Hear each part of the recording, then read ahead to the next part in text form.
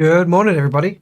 Monday morning, the 11th of August, and starting here on the NQ today.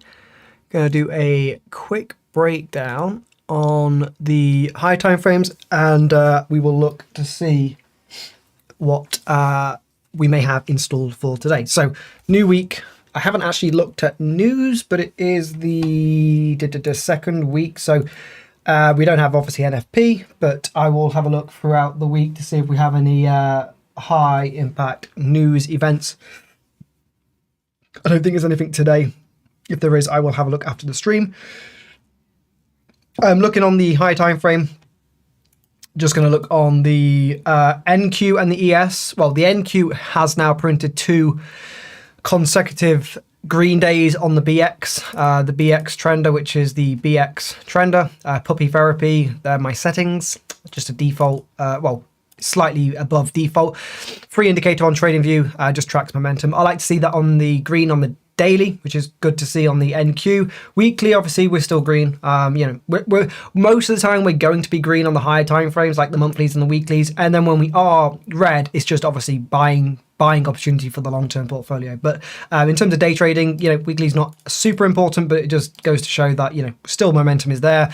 And nice to see the ES closed above that green on Friday as well. So it'd be nice to potentially see if that closes green or red today. A bit of an indecision, but the NQ definitely much stronger.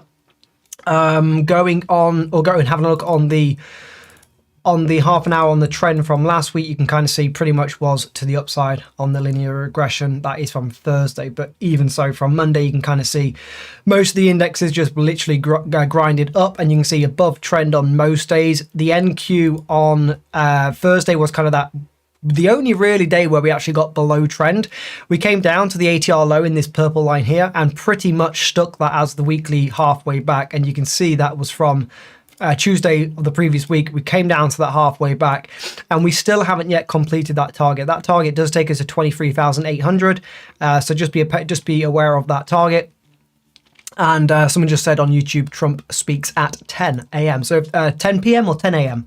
If it's 10 p.m., I won't be bothered because I'll be off my PC. But if it's 10 a.m., just be aware of that. Again, I've had a super busy weekend, so I've not even looked at any of the charts. So I don't know in terms of news, but I'll have a look after the stream. Most of the time, when the chart's ready, the news typically follows. So if there's something high impact, I'll most likely see it anyway. So looking on the NQ, this is my chart from last week. I haven't changed anything. So whatever was on here from Friday is still on here. And you can see again that daily, this is the daily high to high. We know where this comes from. Daily high to high tested once, twice, traded a traditional, traded a same anchor new high to the 38. And then inside there was a high to high that held on Friday once, twice. And this was that long. And pretty much it took you right up into the close on Friday into those extension highs. So that's the negative 100, pretty much closed. And we're still at that level. So going into today, obviously, I can see there is a high to high in here that has already found some sort of support. So I imagine I will probably look to bid. Let me just check. I wouldn't mind a retest of this 677s. Although because it has already traded on the overnight, it doesn't technically have to trade. On the ETH again or on the RTH again. So that will be support until proven otherwise. We do have targets now up to 792s and 815s. In terms of ATRs and trend, obviously we're above trend. We are at the previous day high from Friday, so I do like to see that. Obviously, you guys know what I like to see, so it's fairly straightforward going into today. ATRs, have I got the... where am I? ATRs on the day. We have magnitude. Can we all say it together? We have magnitude. We have magnitude. We have magnitude. Anyway, we have magnitude all the way up to 24,000. And as low as, obviously, 23,400. Going to take a sip of my drink. 1 second. Oh, that's disgusting. It is absolutely disgusting. Oh, give me a minute. Vile, but very good for you. So going into today, just because we're above trend on the ETH, that does line up with a nice half an hour volume. In fact, what's the 2 hour look like?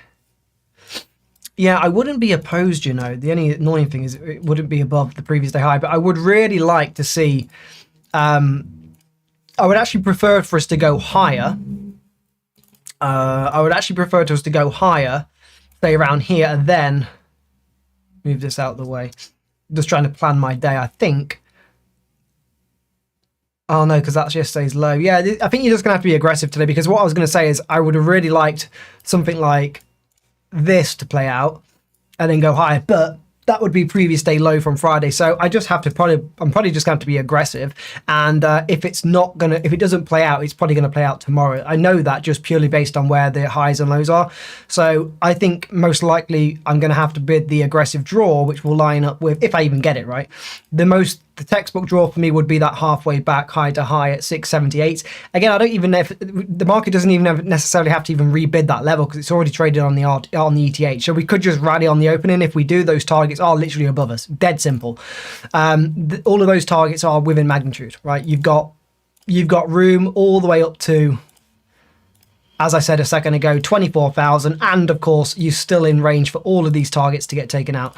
If they do, that is the extension from this break and retest from these highs. If that doesn't hold and we come lower, I think most likely longs won't actually get much steam. And I think it'll most likely be a chop inside all of Friday's lows, just purely based on the fact that I don't think it's bullish if you come back down to yesterday's lows. Even if you get a push out of it, I think the real move will probably come tomorrow or the next day, because you'd really want to be above these highs. So for us to come all the way down, I mean, it can happen, right? For us to come all the way down and then come all the way back up and then retest and then go, I think if it happens, brilliant, I'll take it. But if it doesn't, I think it happens tomorrow. So again, just in simple terms, I think it's going to be the most aggressive draw for me is going to be that high to high from the overnight. It's actually from Friday. Oh no, sorry. Yeah, there's two extensions. This one is way more aggressive. I would be looking at this draw here. And again, it's going to be for me 670. So I don't mind anything really between the 38 and the 50, because again, this is a high to high, so that both draws are valid.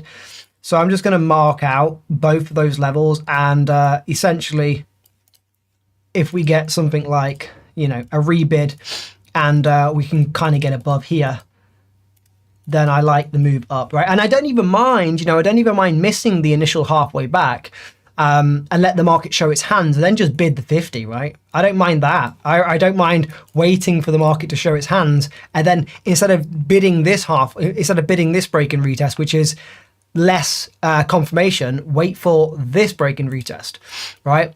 So I might just do that. I might just actually wait to see if the market even does get above, because we have so much room. Like, I'm not missing anything. There's 350 points on the table, 340 points on the table.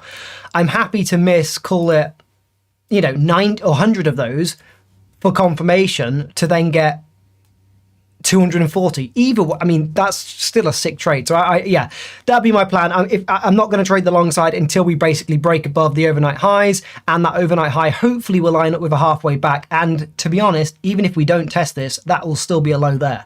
So I would still use the anchor low from the overnight, which is the overnight low, and that halfway back will pretty much just line up with the overnight high, which is super clean. So yeah, that's all I'm going to look for. Pretty much break and retest of the overnight high.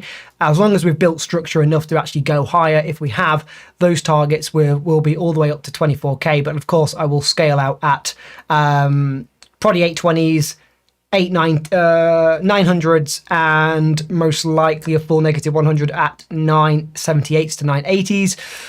And of course, if we don't get that, then most likely consolidate and go lower. But of course, I'm not going to be shorting any of this move. So that is the only real long that I would look for. Hopefully that's been helpful and insightful. I will jump over to Discord and share my screen. Catch you all tomorrow.